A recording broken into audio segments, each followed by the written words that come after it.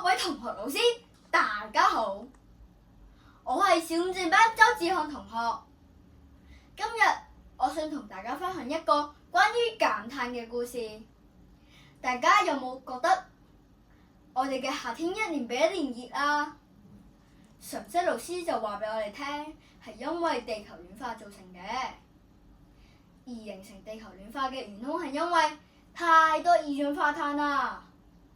上個月我哋一家喺澳門旅遊塔度食自助餐睇夜景，成個城市燈光燦爛，但係爸爸話夜景雖然係好靚，但係好嘥電㗎。媽媽又講話，我哋屋企咪又係長期開住燈開住冷氣。爸爸媽媽嘅對話令我恍然大悟，原來減碳可以由我哋屋企開始。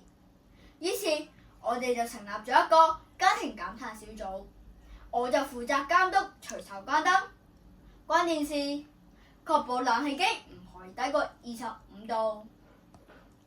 媽媽就盡量行去買餸，爸爸就盡量返工嗰時少開車，多搭公共交通工具。1個月後，神奇嘅事發生啦！